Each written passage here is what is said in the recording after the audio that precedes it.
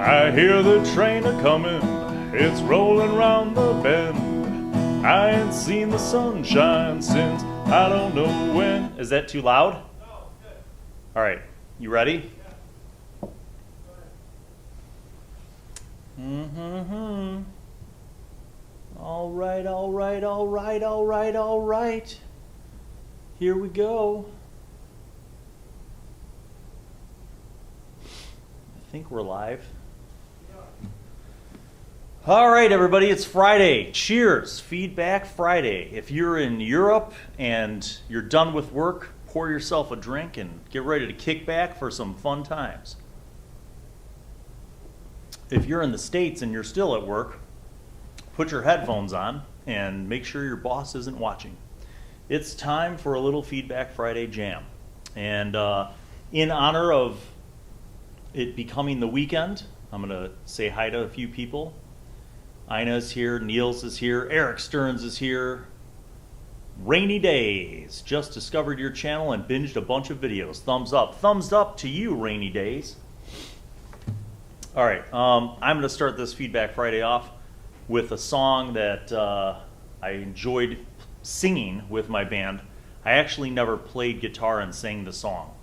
I've sung this song with my band many, many times. So I'm going to give it a try. It's a 3-chord song. Hopefully I won't mess it up. And I'm dedicating this to Nadine and Ina.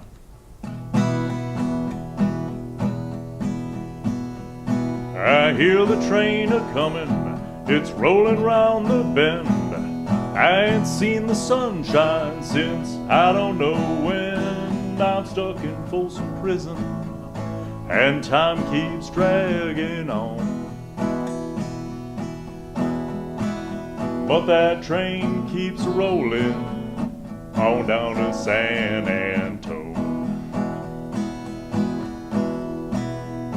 When I was just a baby, my mama told me, son, always be a good boy, don't ever play with guns. But I shot a man in Reno just to watch him die. When I hear that whistle blowing, I hang my head and cry. Woo-hoo!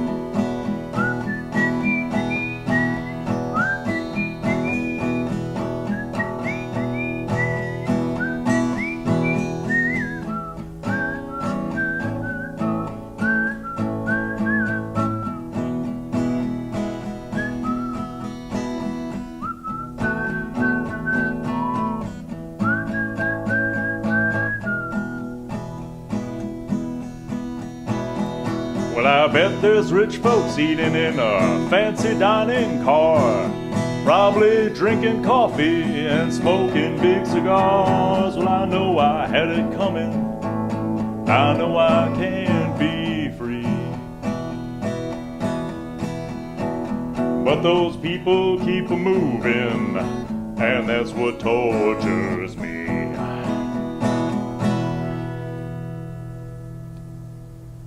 That's not the end of it. I just have to scroll because I always forget the last verse.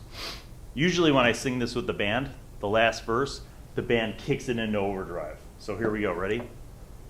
Well, if they freed me from this prison and that railroad train was mine, probably move on over, farther down the line, far from Folsom Prison. That's where I want to stay. And I'll let that lonesome whistle blow my blues away. All right. Enough of that silliness, Carafa. Where can I put my guitar where it won't fall and break? That's precarious at best. Stay. Obey me. All right, everybody. Enough fun time with Bill playing guitar. It is Feedback Friday. Wow, so many people are on. It's fantastic to see everybody. Let's say hi. Who do we have here, Carafa? We have Ina, Niels, Eric, Rainy Days, my man Kale. What's up, brother? Cindy's here. Hey, Cindy. What's up? Veet is on the line. Johnny O, let us gather around the fire, drink mead, eat chicken, and talk of our adventures to the dark palace of perishment. You know what? Hell yeah, buddy.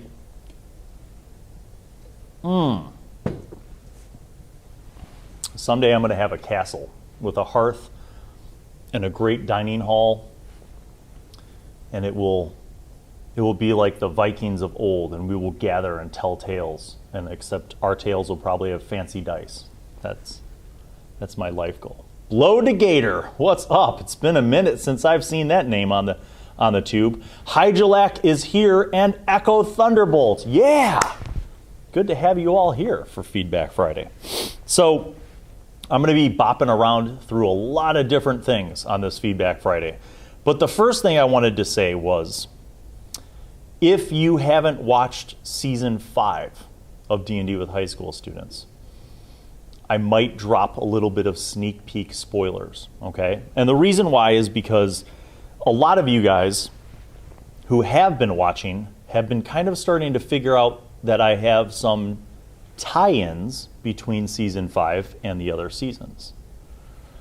I am not going to completely spoil the big reveal by any stretch, but some of you, for example, may have recognized certain names of NPCs and major people, right?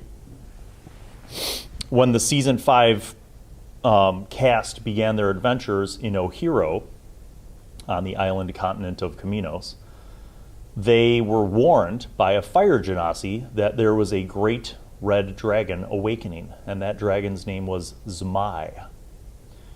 Now, those of you who remember Season 4 will recall the great red dragon queen Zmai.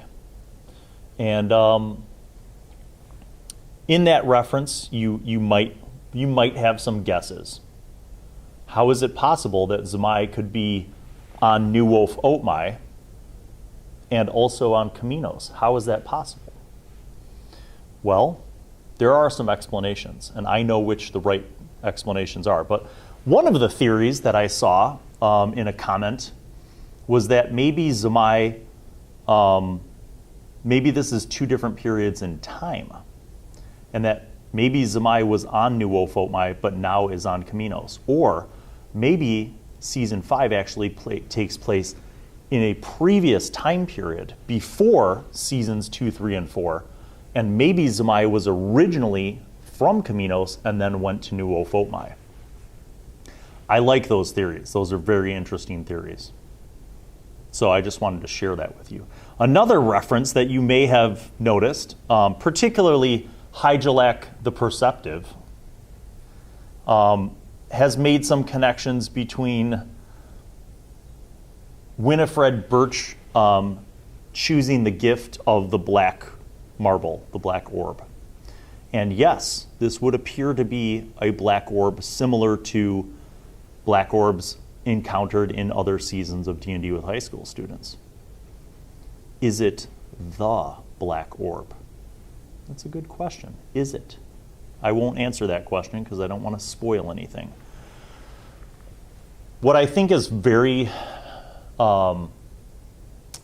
rewarding for me is when you guys catch these references. Because certainly the Season 5 cast doesn't have the breadth of knowledge and lore that you all have from watching the other seasons. So they may not know, in fact, what these things are or what the significance of these things are. Hydrolac commented on the last episode of D&D with High School Students Season 5. Okay, if that isn't a map of New Wolf Oatmai, then I don't know anything. Also, again, take the Void Stone. What's the worst that could happen? It cracks me up. And yes, once again, your insights serve you well. The crude map may in fact be a map of New Wolf Oatmai. But again, how did that map get to Kaminos? And the houses, the small community of cottages that seemed to be literally buried in the great forest on Kaminos, how did those get to Kaminos? Were they always in Caminos? Was there a connection between Caminos and New Ophotmi at one time? Fantastic questions, which I will not answer because spoilers. But it's very rewarding to me that you guys get into that stuff because the high school kids don't. They don't often catch a lot of the small references. Even things that aren't from like previous seasons. Like I'll throw them tidbits of lore and knowledge, and I don't know that they always get the significance of it. I have introduced a fair amount of NPCs so far in season 5. And I think the only ones that they have ever actually, as a cast, interacted with a lot were Vermont, which is funny because I like that they've developed this animal friendship with Vermont, the character that they named. Because their specters are dumb little throwaway monsters. Like I never intended for that to become an NPC. But as a DMing tip for anyone, I think that if you have an opportunity where your players want to do something and it's not going to break your game and it would actually engage them in the game more, then do it. And that's an example. Like the Vermont thing, I could have just had Vermont attack them relentlessly until they had to kill him, but I could sense that they wanted to try to make some kind of connection with this small feral creature. So that's been pretty rewarding. Sibylla, the druid lady in the Great Forest, I have dropped a whole bunch of hints about who or what she may be, and I don't know that the cast of season 5 has gotten those. I'm curious if you guys will pick up on that, but many hints and foreshadowings have been done. I had an NPC who I really thought was going to be kind of a big connector for the cast because he specifically connected with Lark, with Kat's character, and they just kind of blew it off.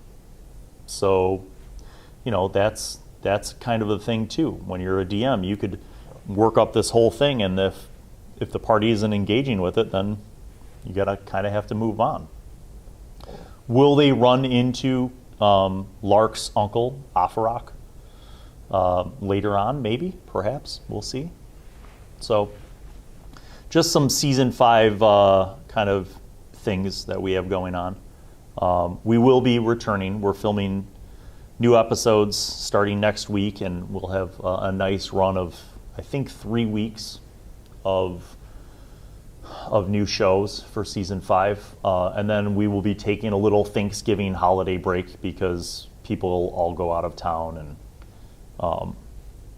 and then we'll be back in December. So season 5 it's moving along, and it's nice to be back. It's nice to be back in the studio and to have more normalcy in our world here.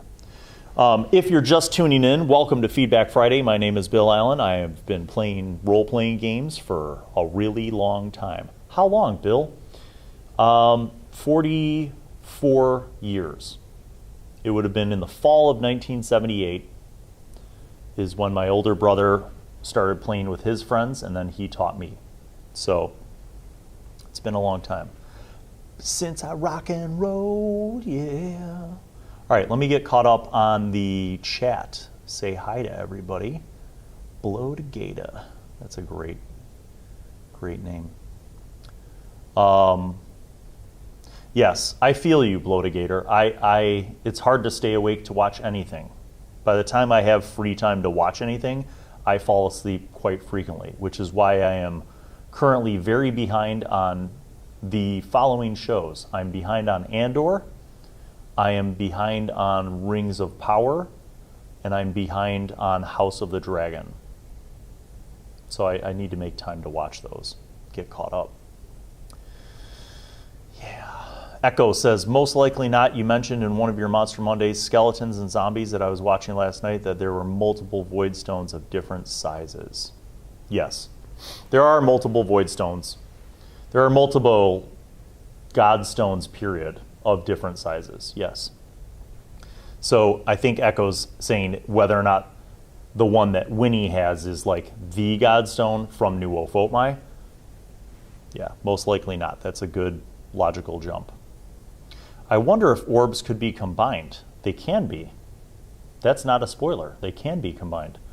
They can be combined in a lot of ways that no one's even scratched the surface of yet. But if you remember the ending of season 4, which I actually had to go back and rewatch, the final episode of season 4 was a massive live episode wherein the Medusas and 2 of the Vixens and a bunch of the NPCs all gathered together on a mountaintop to open up a portal. And the original concept was that this was opening a portal to Arakazine so that Tertingi Malakuni, the king of the kingdom of Alakun, could return home. However, an enormous betrayal occurred, and Tertingi Malakuni was in fact not Tertingi Malakuni. It was the fancy man, the black curly-haired Finoop, who tricked the party into opening the portal and then jumped through it with the Void Stone. And the Dragon Egg. Don't forget that part. That happened. I had to actually rewatch it. It was emotionally devastating, I think, for some of the players. Like, I think literally Jenny might have been in tears. And a lot of people were just completely bewildered. But it did happen. Veet says, well, Kaminos and New Ophotmi must be the same land, or the whole planet is just divided into smaller island continents. Good theories, good theories. Hygelak says, I think the Void Stone in previous seasons was... Oh, hold on, I just lost my place. Was larger than what was described in this season. Yes, you are correct, Hygelak. Echo says, I think that's typical with most players you have across multiple campaigns. I've made several references to my last campaign and my own current campaign, and anytime it was subtle, my players missed it. Yes. Which is why I find it so rewarding when you guys get these things, because then I feel like I'm like, well, at least somebody's getting it, you know? In a way, you're players. You're like ghosts in the campaign. Maybe that's... What if I did that, Karafa? What if I just had, like, subscribers and patrons come on through Zoom as, like, spirits that could, like, drop hints? You know what I mean? Like NPCs that could drop hints to the players. That might be kind of a cool little mix-up experiment to do. That might be cool. Yeah. The Citizens Broadcasting Cooperative just tuned in. Professor Allan, my feedback goes to everyone. Standing on your rights and freedoms is our responsibility now more than ever. Michael Karras says, hi, Bill. Do you have tips on how to do D&D for younger kids like 10 to 12 years old, more simplified? Yes. I will answer that question in a moment. Have you gotten around to reading the Dragonlance Chronicles yet? No. Too many books. Oh, Veet. Veet, come on. Thank you, man.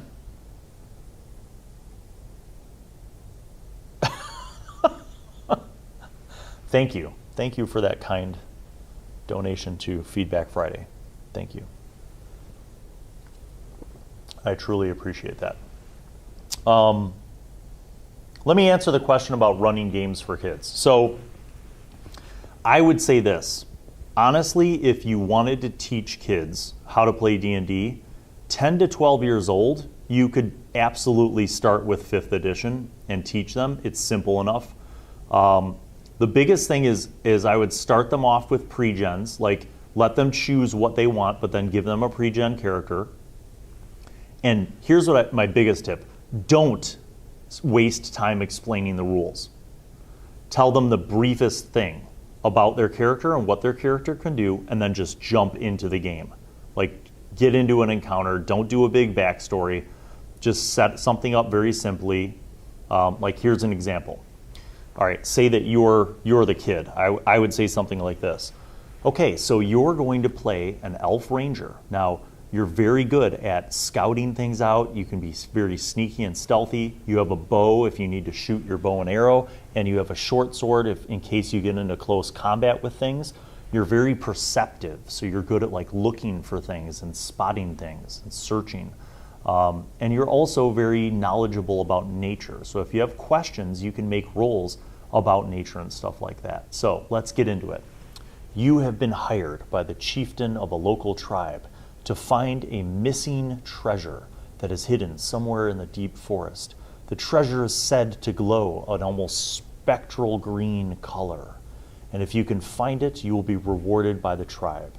But there are many dangers in the great forest. So you and the rest of your party must explore the great forest and find the magical emerald. That's it. Like, just set it up and then get right into it. You're walking along through the forest. All of you guys make a perception check, and they're going to be like, what's that? All right, pick up the D20, roll it. Now add that number from your sheet for perception to that, and that is a skill check. They do it, you tell them out what they see, what they hear, whatever, then you move along. Then you have a combat.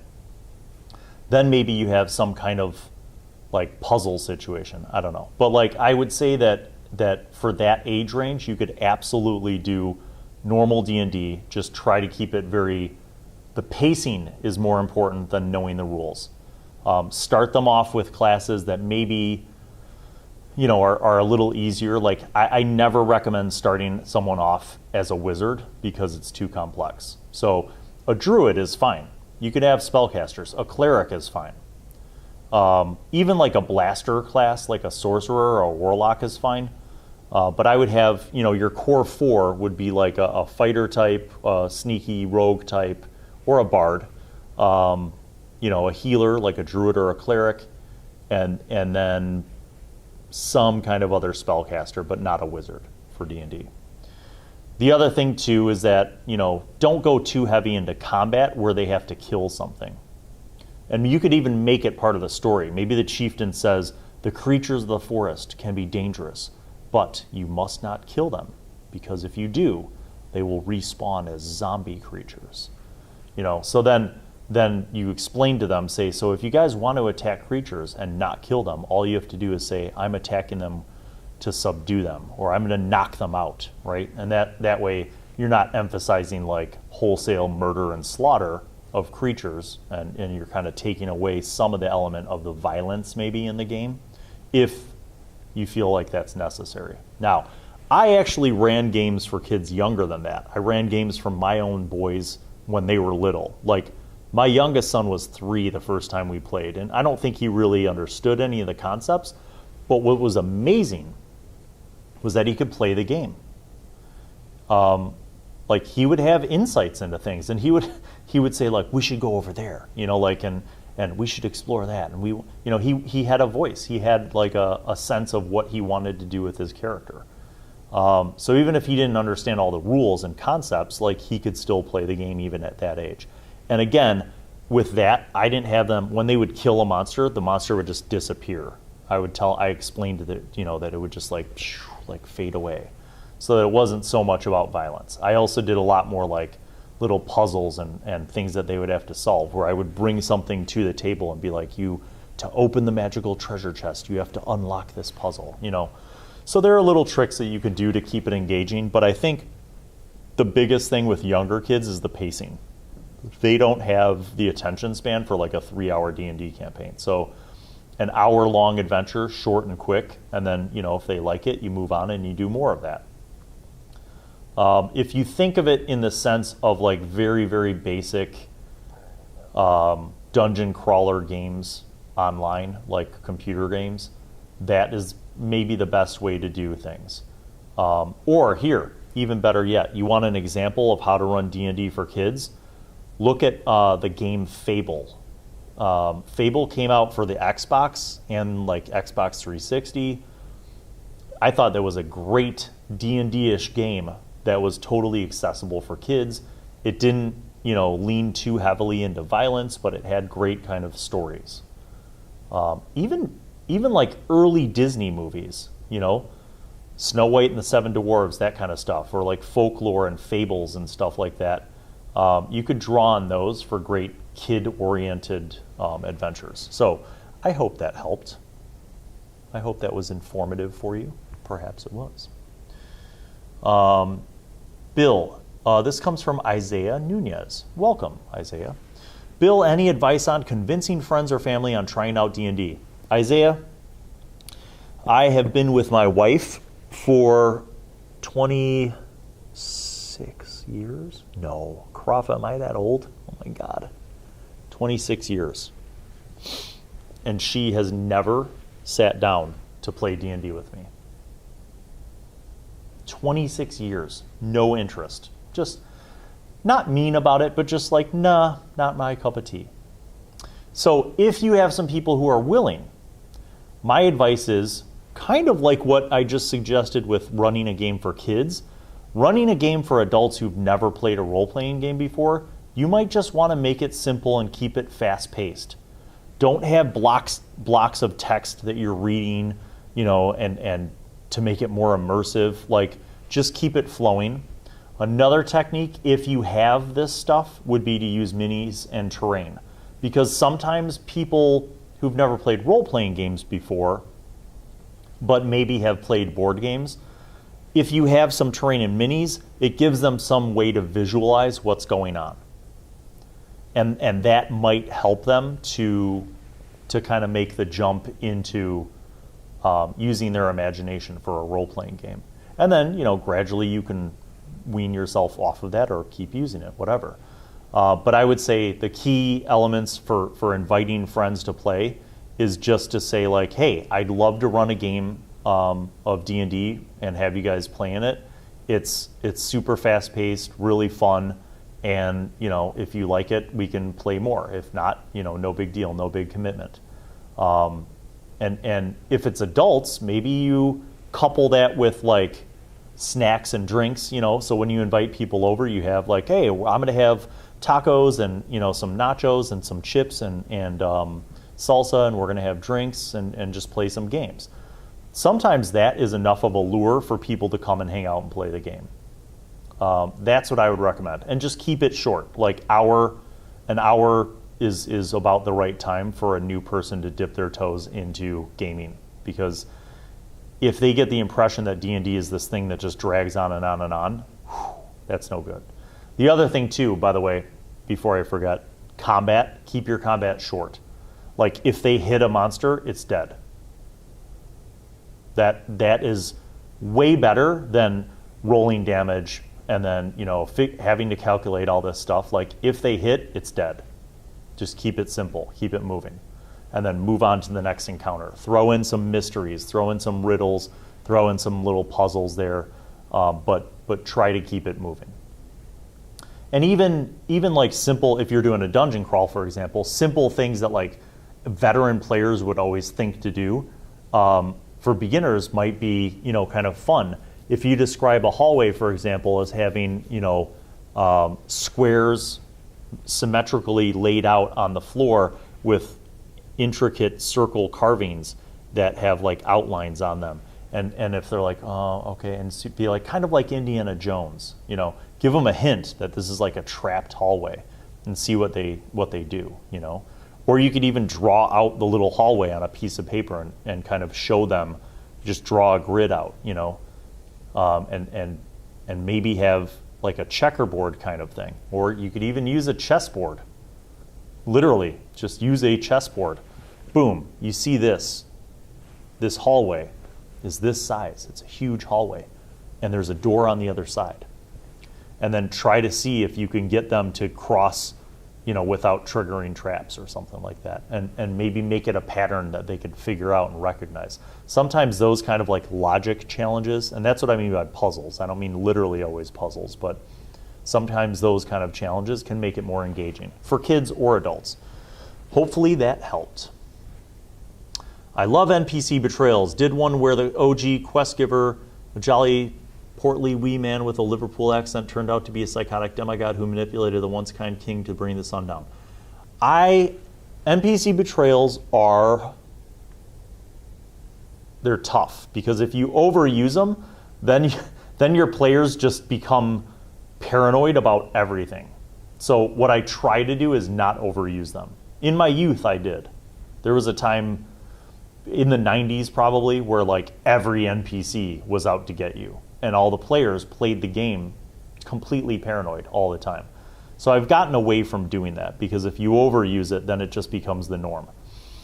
And I'll tell you too that a big bad end guy betrayal is wield that very carefully. And I mentioned that I rewatched the last episode of season 4 with the Medusas and the Vixens. That I felt bad. I felt bad because the players like Jenny and DJ and Jordan and Virginia, I feel like they really felt betrayed because they were so into their characters. They were such strong role players. I actually felt like the players really emotionally felt betrayed. And who betrayed them? Me. I mean, I'm the DM, but ultimately, like, I feel like I betrayed them, you know? And it's a little bit heartbreaking. So if you're going to do a bait and switch or a twist with an NPC, be really careful about how you do it so that it's not about you as a DM defeating the players. Make sure that it's rooted in your world, in the narrative, in the story, in the campaign arc. Because otherwise it can feel very personal, I think, you know. Especially if that involves their characters dying or losing something significant, that's kind of a burn. So you got to be careful with that. Bill, any advice on remembering descriptions of certain items in case the item is brought up again? Oh, man. That's a good question, Jacob. I'm going to answer that question. How many of you guys have watched Resolution Experts Incorporated? So the most recent story, the Kamazote story, takes place in a mansion. Now, did I have a map for that mansion? No. What I used as a model was a house of a friend of mine. In my childhood, we were great friends. We're still friends to this day, and used to hang out with this guy all the time, and it was like a second home to me. And this family, who I love, was pretty wealthy. So it was a big house. They basically lived in a mansion. So when I ran the Kamazotes adventure for Monster of the Week, for the Resolution Experts Incorporated, that house is what was in my brain. That way I didn't need to have a map. I just used that. Because none of the players know that house. None of the players know that that's a house that I, remember deeply from my childhood. But what that allowed me to do, because I had that mental image, the memories of that house already, was it allowed me to describe where they were narratively enough so that through theater of the mind, they could play in this house. And it gave me a mental model of the layout of this haunted mansion kind of thing, right? When it comes to objects, I mean, if you're running something for a group of people and it's for your home group, I have no problem with going onto Google and searching up an image for the object and using that as your reference. And then just like throw that image into your Google Drive folder or onto a doc in your notes. And that way you could show it to the group, or you could just keep it in your DM notes so that you remember what the object looks like. I do that a lot for games that aren't on stream because it helps me to remember things. Or if you have an object that you want to use and you can base it on something in reality that that you would remember, you could do that.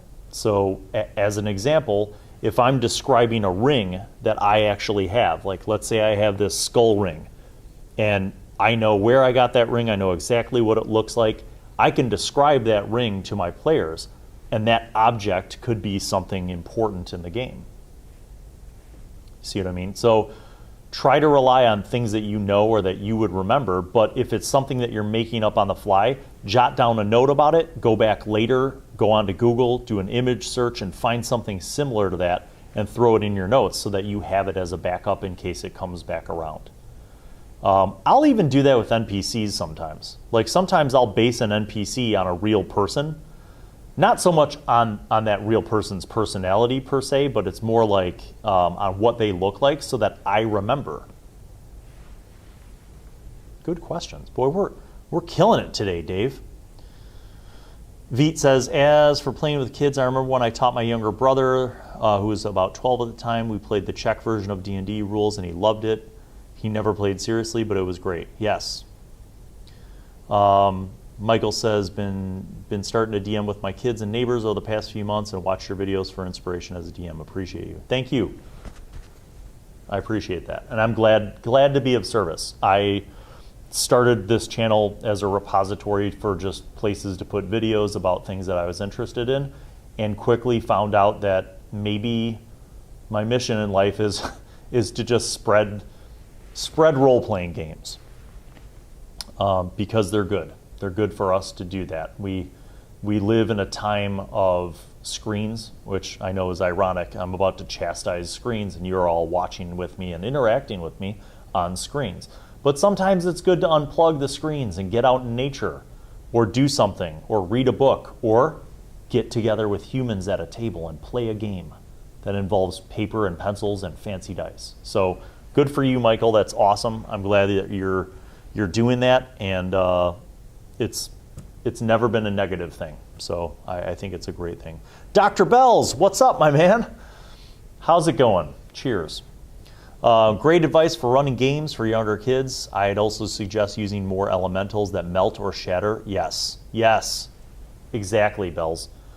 You could use, there's so many monsters, whether it's elemental things or phantasmal sort of things, or if you're running a game for kids and it's in some kind of a mystical fantasy setting, those things could simply bloop out of existence. You've banished the bad monster back to the shadow realm. So there are a lot of ways to do that without having the graphic violence that we all love and enjoy at a later age. Mr. Oof says, hello. Hello to you, mate.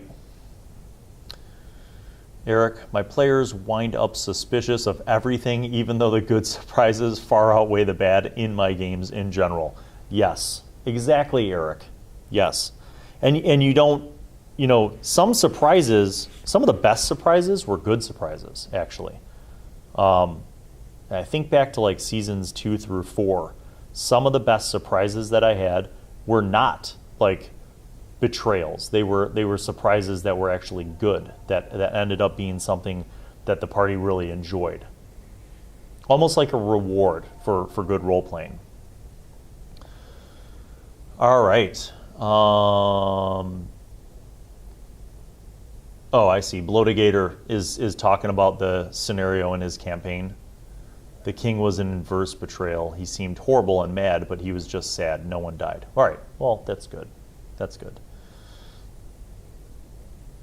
Coke Zero. That's right, EB Bud. Tomorrow, Raiden says, tomorrow I'm starting my own campaign with Matt Forback Kickstarter book, Shotguns and Sorcery. Been way too long since I've done an in-person game. Bro, that is awesome. I saw your post about that.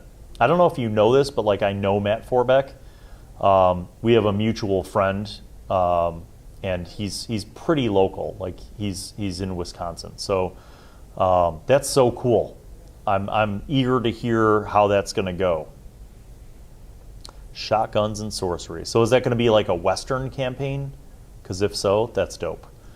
Mr. Oof says, I have a question. I've never played D&D or want to get into it. Any advice? Yes, certainly. So the best way to learn how to play D&D is by playing with other people. So for that, you have two options, in person or online. If you could find a game store or a comic shop that maybe hosts games, that's your best bet. Find a group locally, see if you can join, tell them that you're a beginner, that you want to learn how to play, but you have no experience. Most groups, in my opinion, are more than happy to welcome new players. There are some groups that like are very kind of insular, and they've been, a tight group of people who've been playing together for a long time and don't really engage with outsiders. But don't take that personally. It's just normally it's just a tight group of friends, and they're kind of wary about bringing in new people. But most game stores and comic shops that host games, if there's one near you, that's your first bet. The next thing is you could look online on websites to see if there are ways to meet up with people to play games. Now, I will tell you, this is my disclaimer, I am not responsible for anything that you do after I give you this advice. And the reason I mention that is because when you reach out to strangers who you don't know in person and say, hey, I want to hang out and play a game with you, just be careful. That's all. Be very, very careful, because you don't know who those other people are until you actually meet them. I never would suggest that anybody go to meet with someone to play a game at a stranger's house, because that's just also not safe always. So try to find a neutral place. For example, a public library. See if people want to meet up at a cafe, a coffee shop. Maybe there's a cool like bar or restaurant that has some quiet space where you can meet up with people to play a game. You can find gaming groups on Facebook, on meetup.com. There are a lot of different ways. Or you can start off online. So if you go to roll20.net, there are like hundreds of games being run all the time. And again, even through other social media, through Facebook, through whatever, you can find gaming groups on Roll20 or D&D Beyond or other online gaming communities, or Discord. Like if you're on Discord and you can find groups, there are many people who run games over Discord. So there are a lot of ways that you could dip your toes into it, but I feel like the best way to learn is to play. And to play, you have to find a group. Whether that's in person or online is up to you. So hopefully that has been helpful. Hopefully. I sadly live in a very rural ranch farm town. So the local game store is not going to be an option for you. I don't know if there's anything remotely close to you. You know, even if it's a half an hour drive away. But look around, you know. Sometimes small towns actually have really cool comic shops or game stores or that kind of stuff. Or sometimes folks play at the local library or the park district if there's that kind of thing.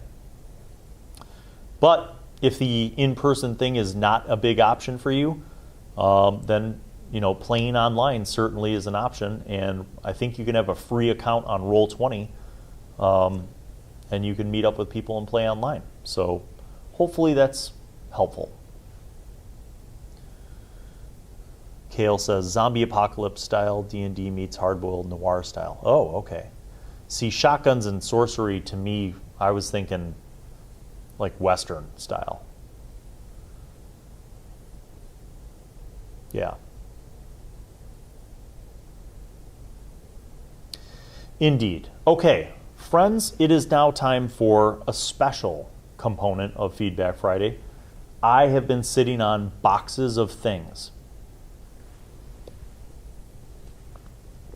It's time for some unboxing. Wee-hoo! All right, this first thing came to me because I probably ordered it online. Sometimes I order something and I have a great idea for an unboxing, and then I don't have time to do the unboxing, so I put it off. And then 3 months go by, and I'm like, oh yeah, I've got that thing that I need to unbox. I also currently am using the dullest knife in the world. So if I stab my leg and Carafa has to take me to the hospital, I will blame it on Carafa.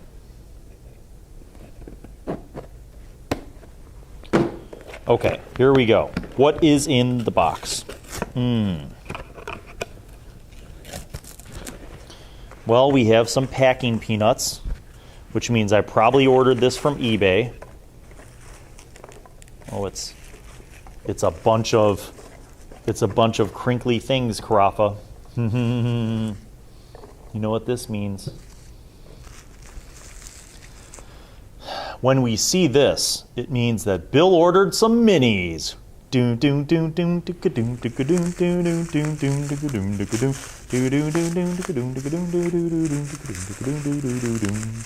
Here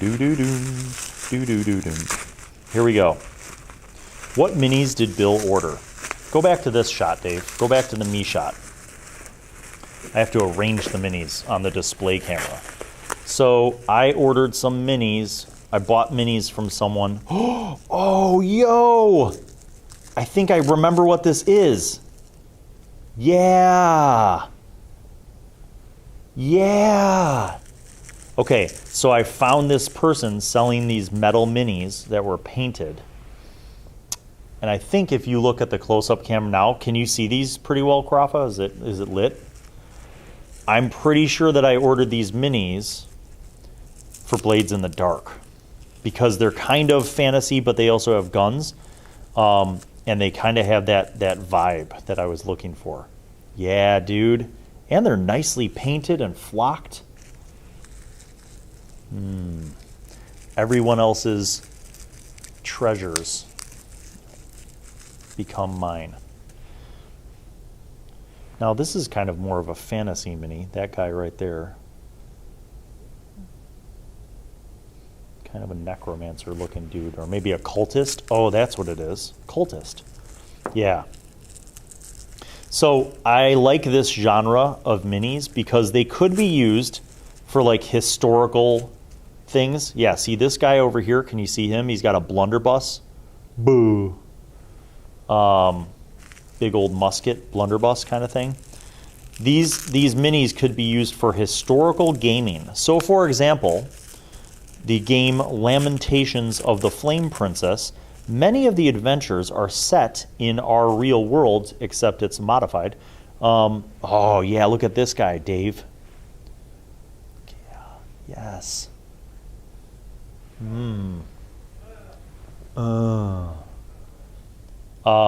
So Lamentations, a lot of the adventures are set in the 1600s in sort of an alternate history. Which is cool. This also could fly if you were playing a Western-style campaign. It's not perfectly historical, but, you know. Or if you were playing a Peaky Blinders-ish sort of Blades in the Dark campaign, you know, Victorian-era campaign or game. Or even maybe even like a steampunk sort of era. Although they're not very steampunky, but those minis are dope. You know what I'm going to do? Since we're live, I'm going to zoom in on it. It is? Yeah. Well, you know what? That's pretty damn good. How's that look, people at home? You excited? I am. I can't wait to use those minis in something someday in the far distant future of my life. Minis, minis, minis. All right, cut back to my shot here, Dave. So I'm going to put those minis over there. That was a treasure. That was a treasure worth waiting for, boy, I'll tell you what. I'm so excited that I remembered that this box existed. And then, who's this from? Dylan. Dylan Elkin sent this to me from Canada. The hell? Oh! Oh my gosh! You guys! This is the sticker, oh, this is so cool. I'm going to have to hype Dylan up. These are printable, full-color D&D minis. And there are sticker packs, and they're cardboard, cardstock. This is just packing. Yeah, that's just packing. So check these out. Look, go to this camera for a second. Dave, can you see it? So you could just print these out and cut them out. See, and he even has instructions. Cut the figures from the sheet. Trim around the base halves and fold the figure in half, aligning the base at the bottom. Cut along the dotted lines.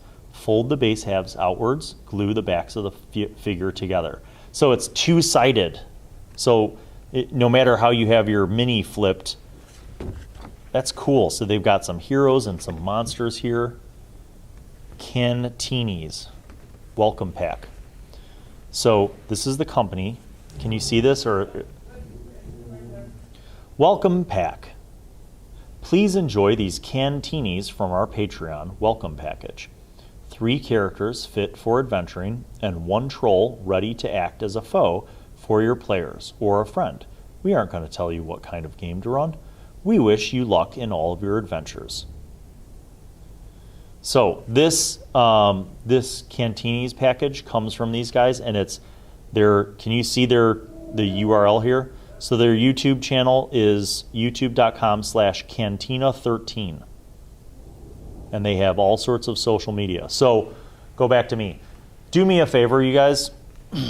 Go check this out.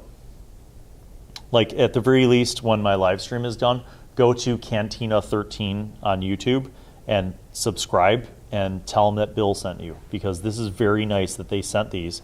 And I could actually print and cut these out and use them here at LT for the D&D club. So, and look, there's terrain, there's trees. Oh, this is so awesome. Thank you, Dylan. Thank you, thank you, thank you. This is so very cool. Deck Delvers. What you'll need: 1 person to be a game master, 2 to 4 people to be adventurers, a standard deck of 52 cards, some pencils and papers for stats and items. The adventurers: pick a class: warrior, thief, wizard, or cleric. Step 2, pick an attunement. When you draw a number card, 8 through 10, with your attuned suit for attacking or healing, add 2 to the value of that card. For wizards, attuning also grants... Oh, I see. So like a deck of cards, like... Can you see this, or is there glare? So literally with a deck of cards, you can use a deck of cards to play a game. So you've got your hearts, your diamonds, your spades, and your clubs. Step 3, starting gold and equipment, and then special abilities: warrior ability, thief ability, wizard ability, cleric ability. And then here's your wizard spells. So if you draw those kind of cards, that's the spells you can cast. Then you have items and equipment. So this is like a laminated 2-page game system for simple fantasy gaming. That is so cool, man. Published by Cantina13.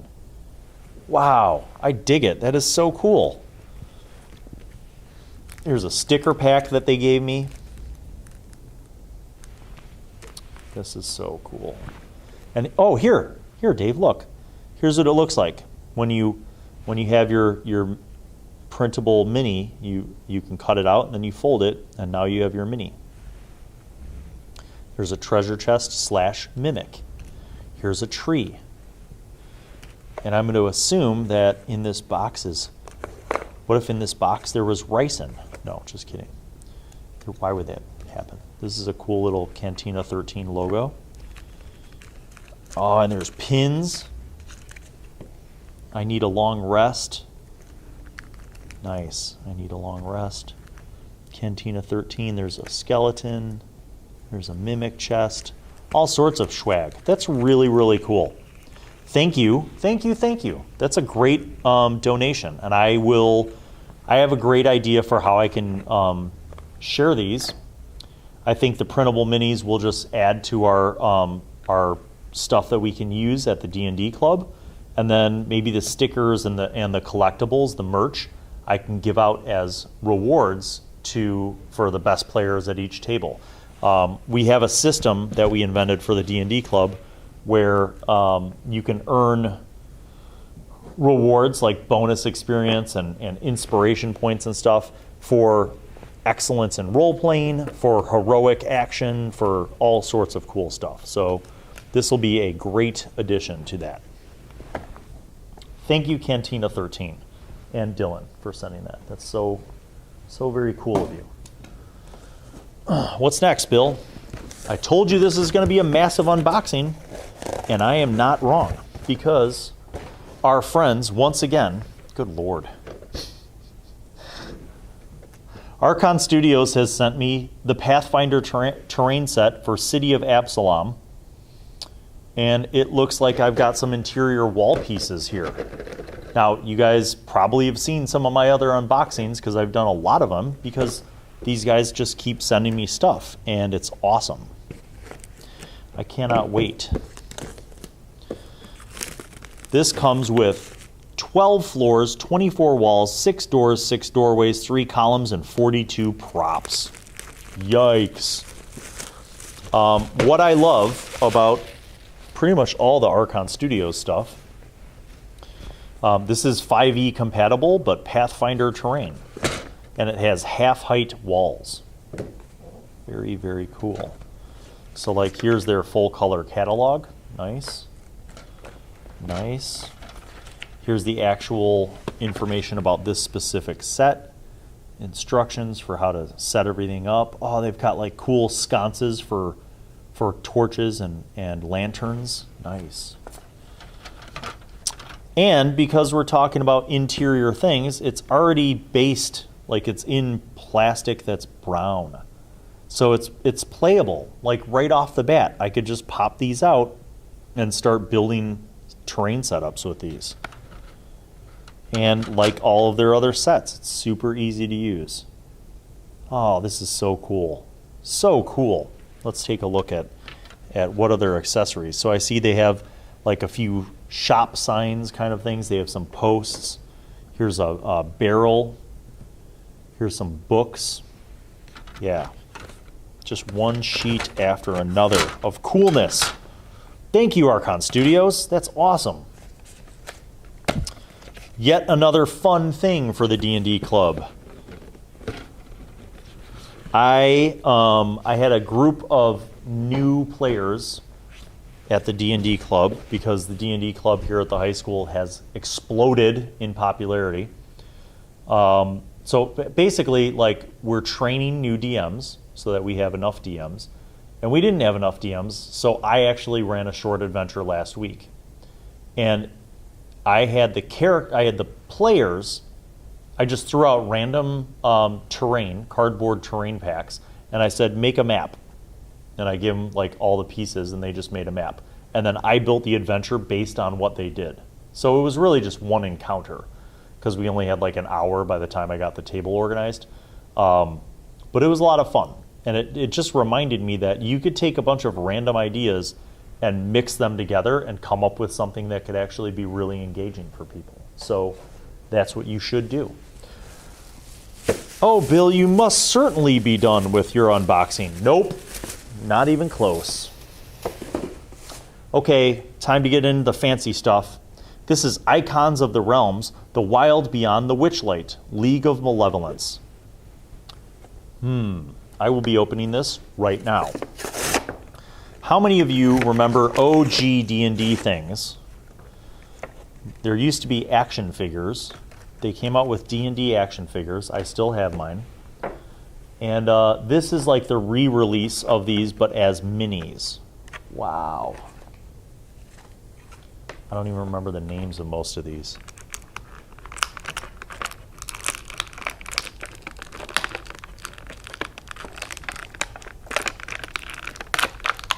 Okay, this first guy is the wizard. His thing is bent. I'm gonna have to warm him up. Rip. This guy is a wizard. I can't remember his name. You guys remember Wizzy. No, it's not. It's not Wizzy. He had like the black cape and the red lining. I really like the mini. There's a lot of great detail in that. Oh, this is like second edition. Prime second edition era. Okay, this guy I remember, that's Warduke. Warduke's like an anti-paladin. He has this dope skull shield and a cool helmet. Warduke. That guy I remember. Oh, the half-orc. Dude. This is great. I might have to make a follow-up video where I compare my action figures to these. Do any of you guys remember this ancient lore? Oh, this lady was a cool witch lady too. I had her. Now, who the hell is this? Oh, their names are here. I'm an idiot.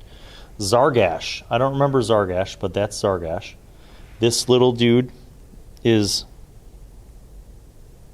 Zarek. Z-A-R-A-K. That's Zarek, the half-orc.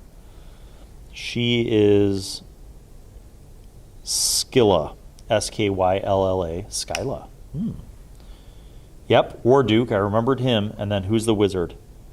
Kelek. Oh, Kelek. Kelek.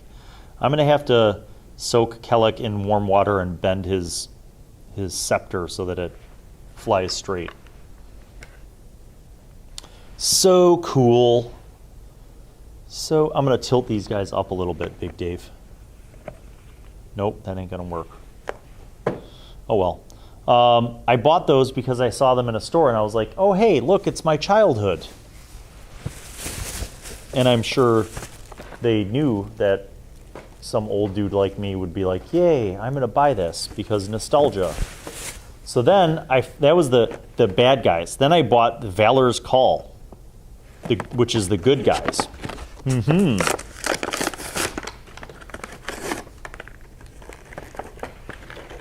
It's like Christmas at Halloween time. All right, I'm going to move the bad guys over there because now we got the good guys. Okay, let's examine who we have here.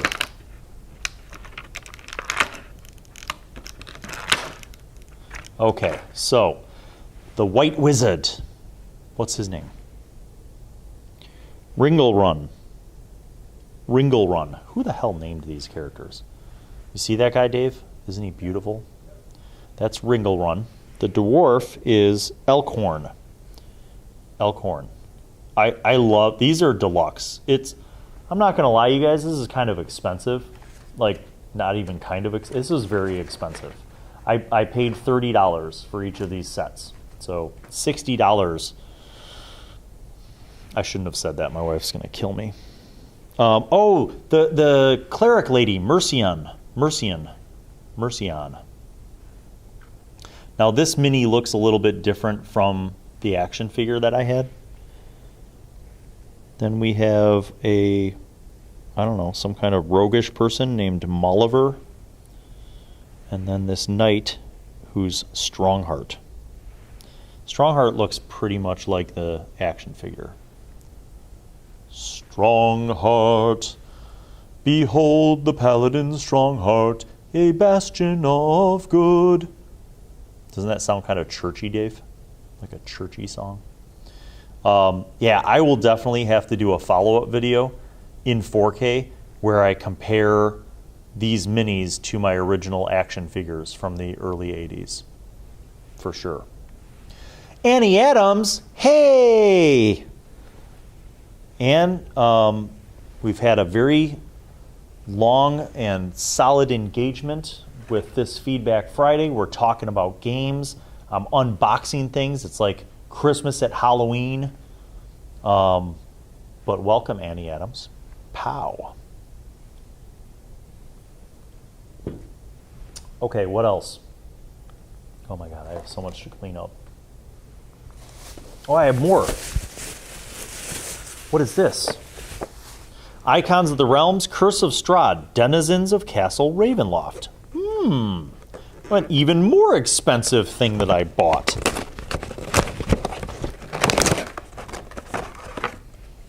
Oh, it comes in a nice little display rack that you can't see because it's too dark. Because Carafa didn't want to use more light. Obey me. Ugh. Well, they try to make it theft-proof, I suppose. Okay, Denizens of Ravenloft. I'm going to rip these out of their spots and just start dropping them in. Now, why did I buy that? Because I like Ravenloft? No. I hate Ravenloft. I bought it because I thought the minis were cool, number one.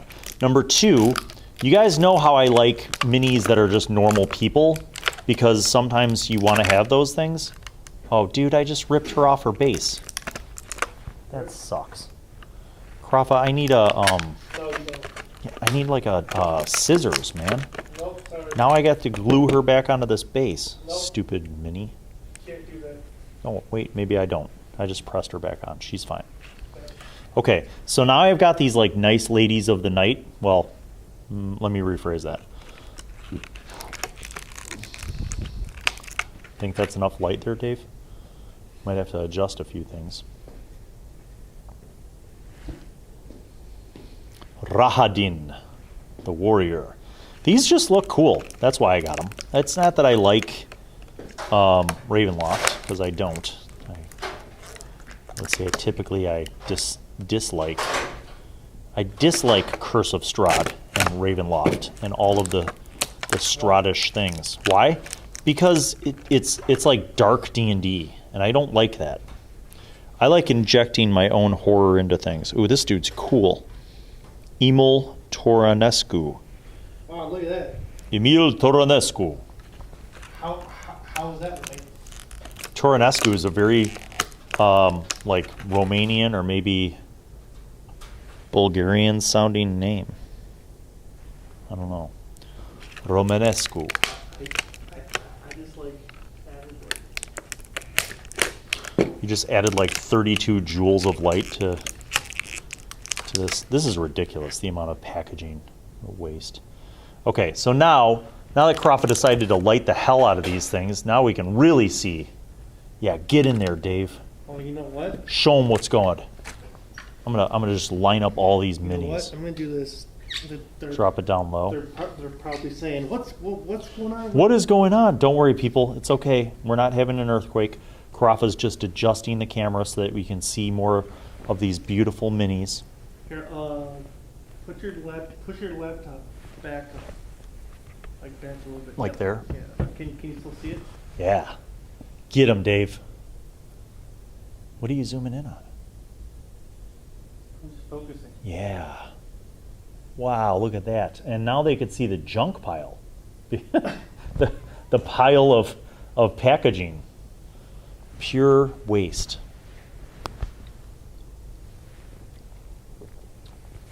Here, Behold. move the mouse pad towards me a little bit.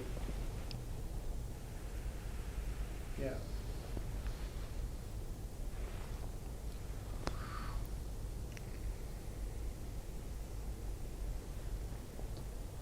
There we go.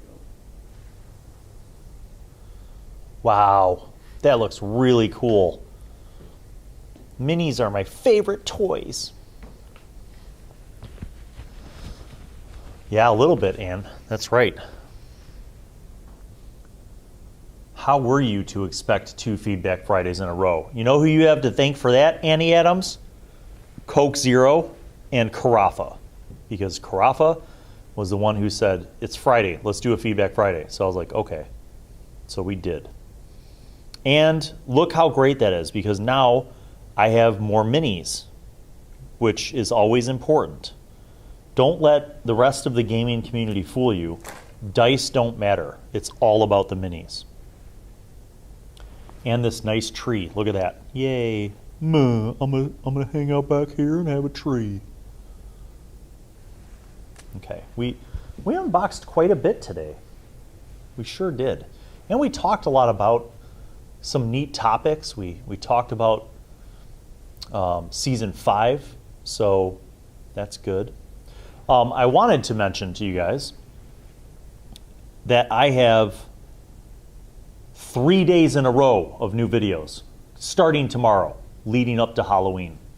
So part 3 of Monster of the Week, Resolution Experts Incorporated, Kamazotes, the conclusion of Kamazotes is tomorrow. And then a new story of Monster of the Week, Maulings in Muskegon. That's a 2-part story, and those episodes are dropping on Sunday, and then ultimately the second and final episode of Maulings in Muskegon is on Monday, which is Halloween. So get ready to get caught up on your mysteries and monsters, friends, because I'm coming at you heavy with 3 episodes in a row. Tomorrow, Saturday, Sunday, Monday. Boom, boom, boom. And then, lest we forget, the return of Moonsea Adventures. That's right. We took a little hiatus because of my crazy work schedule. So I had to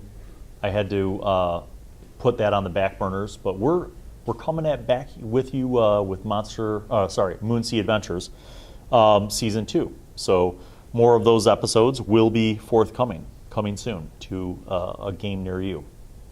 I talked a little bit last week about Blades in the Dark coming back. I have not scheduled those guys yet, but I'm hoping to bring that back in the winter season, like December, January, It just really comes down to time and schedules, but I'm hoping that they haven't given up and that they're ready to come back and resume the Blackstones, our Blades in the Dark campaign. What else? Well, maybe D&D with dads, if I can get all of the dads aligned in a schedule that works for everybody. I'm hoping to bring that back soon because we've got an interesting, potentially very cool thing coming up. Oh, Ann Adams, you are worthy. You're the best. That's why I made you the mod. Cindy, Ann Adams, thank you. Thank you. What if I just stood like right here? Just, And but then I'm they, just cut off. and they're like, what is Carafa? We never actually see who he is. It's true that Carafa's real though, because you just saw him. I will say, yeah, Daniel, dice are pretty nice, but I have enough of those. And minis are now my new favorite thing. And terrain. Minis and terrain.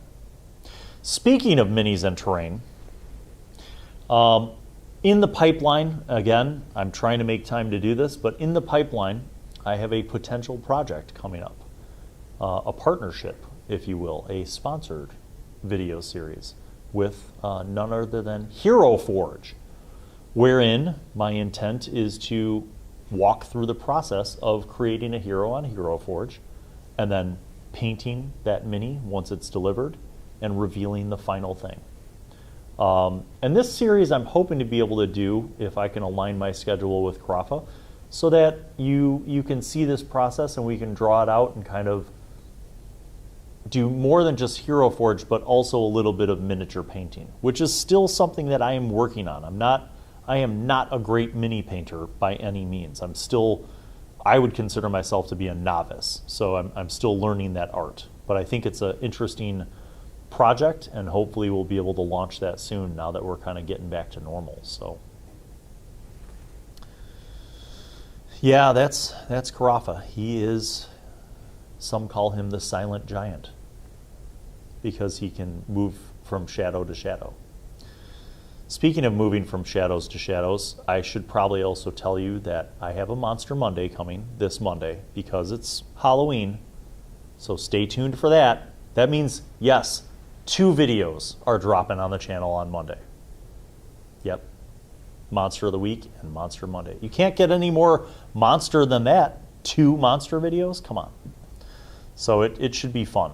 But hopefully you all have enjoyed this little chit-chat that we have had. I have. It's been great connecting with you guys again. Should you take it away in song? Oh, I should. I'll because Annie missed my opening song. But I'm not going to do that song again. I'll do something else. What should I do, Carafa? What should I do? Let me think for a second. I would say I'll take requests from anybody, but I don't know that many songs. I don't know that many songs. I just don't.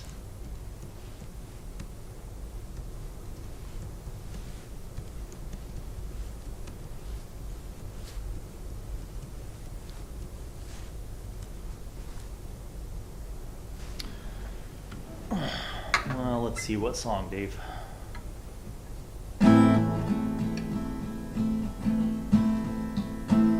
There was a house. Yeah? Should I do that one? There is a house in New Orleans they call the rising sun.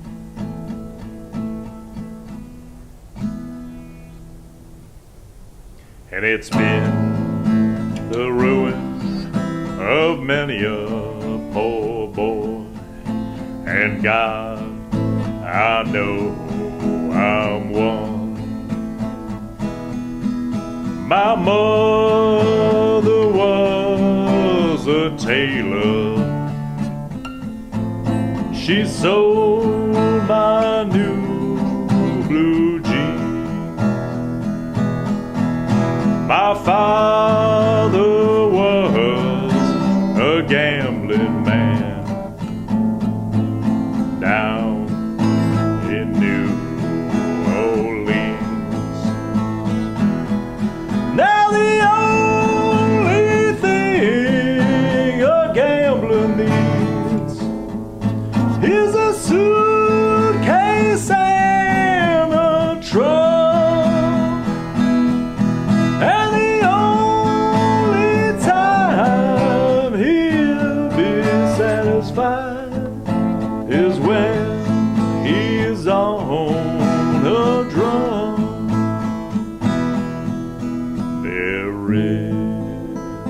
a house in New Orleans.